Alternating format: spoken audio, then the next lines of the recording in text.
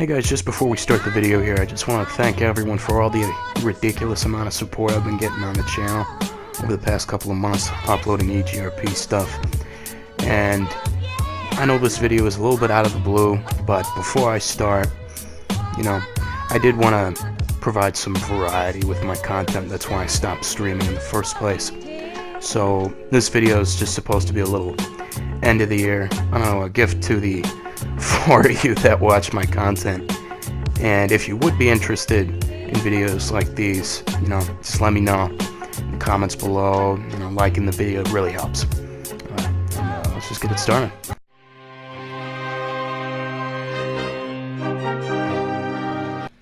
I mostly expected when I went to go see Ready or Not for it to be just kind of an okay, very forgettable film, and it ended up really surprising me at the quality of it overall. The characters are really what keeps the film going, and the humor only moves that further along. And the only reason it's not even necessarily higher up on my list would be, it knows what it is. It knows it's just a funny one-off. It's not necessarily a family movie, but if you get a couple of friends, it's good for what it is. DJ Khaled!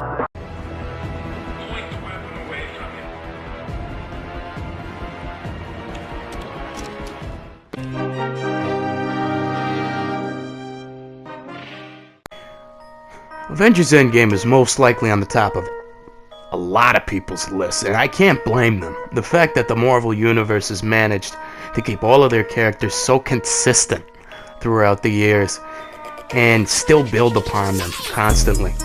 It really sets a precedent for what franchises should do.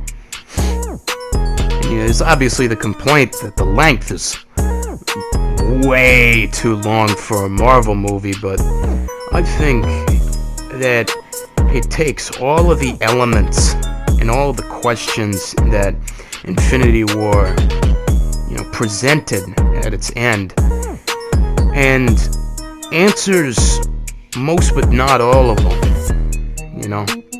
It doesn't have to, we don't have to know everything, and I'm glad that they didn't needlessly explain every plot element. They kept things ambiguous to some level.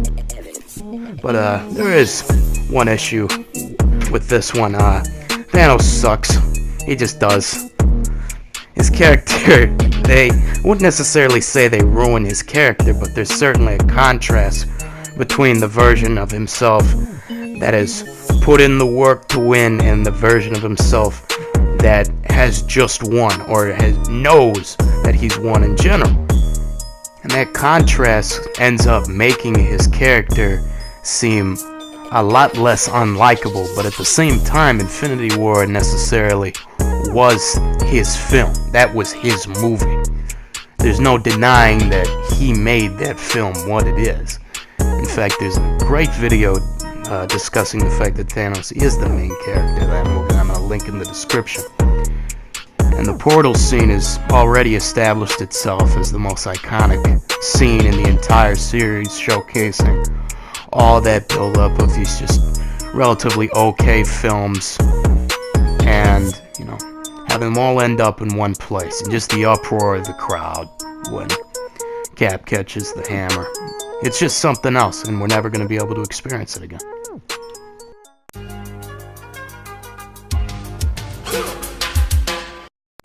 Julia! Julia, you in there? Yo, I said just hold the door, bro. Open up the door! Yo, come with me. Get the fuck Shut the fuck up! Give me 1 second, okay? I'm washing my hands. Open up! Jesus. How we were just doing coke. Nothing happened.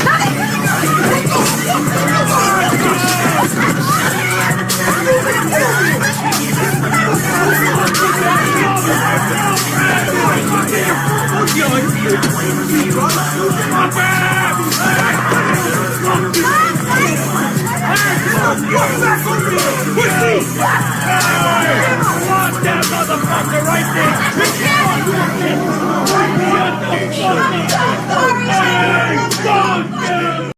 Just go see it.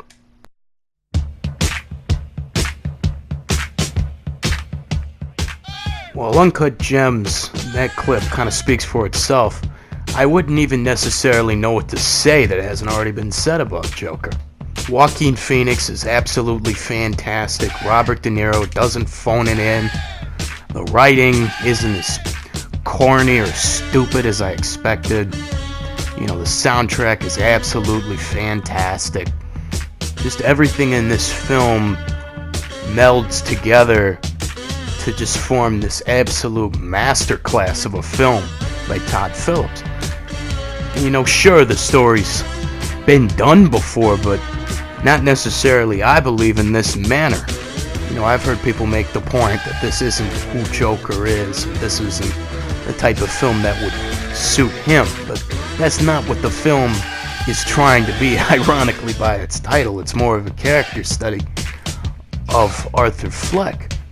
And certainly the film isn't without its problems. The cutaways to, you know, Bruce Wayne's parents getting murdered are a little bit overdone. I mean, they've done the Bruce Wayne murders over and over and over and over again.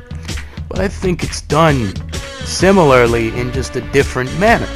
It does it does everything different, so it's automatically good. It just does everything differently well. How about another joke, Murray? No, I think we've had enough of your jokes. What do you get I don't think so. when you cross I think a we're mentally done ill with your loner jokes. with That's a it. society that abandons him and treats him like trash? Call the police, I'm Gene. telling you what you get. Call the police. You get what you fucking deserve. This is getting out of hand. Oh, yeah. Oh, yeah. I'm in the right room. Okay. Don't flatter yourself. After sucks octopus ding dong. The acting in this film is some of the worst I've seen in years. The only reason this man is in this film is to look attractive and irritate me so bad that I want to kill myself by slamming my head so hard into a soccer ball that it breaks my skull. I cannot express how much I hate this godforsaken movie about this annoying British asshole and this girl who can't seem to catch a break. Do you want to do this? I never waited for anyone who was late more than 10 minutes in my life. Spaghetti Addict. The film? Not made for you. It was. That does not mean that it needed to then make $67.2 million worldwide. Like romantic films. You do that? Yeah, I don't, but I like Titanic. Titanic is a fantastic movie. Why can't the guy just be like a little bit of a nicer dude? In 90% of romantic films, this is the guy that you are not supposed to like. And at the end of the day, it's the little dorky but charming kid is the guy who eventually wins the day. After goes and looks at this plot and says, I'm gonna be unique. I'm gonna make a silly biker gangster kid with a snake tattoo. You know who else has a snake tattoo? I'd like to propose a toast. Why does everybody think that as soon as you get a snake tattoo, you're immediately the hardest gangster on the planet? I hate Harden. I hate Tessa. I hate all the characters. Goodbye. After sucks. Tessa, let's just...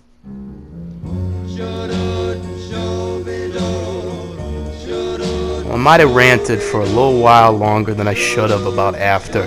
The Irishman is an absolute dream of a film. The soundtrack is pure magic.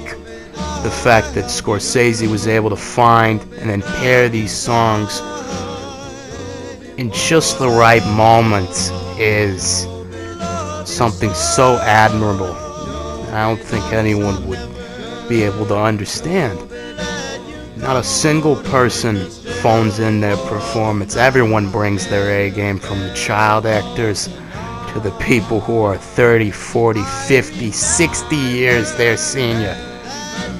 Pacino, Pesci, De Niro are all amazing in this film. Hoffa Mystery remains one of the most compelling pieces of history in our time, and this film adapts and builds upon every element within I Heard You Paint Houses.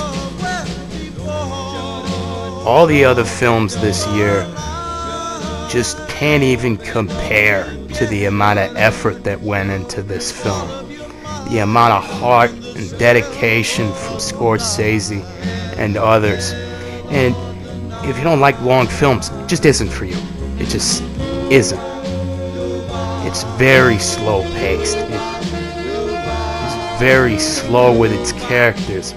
It's an odyssey of Frank Sheeran's life.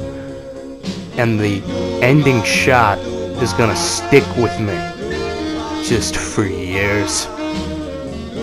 Go watch it. It's on Netflix. Happy New Year.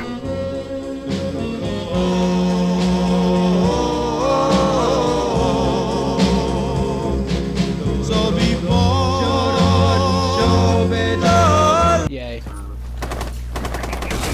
Hey guys.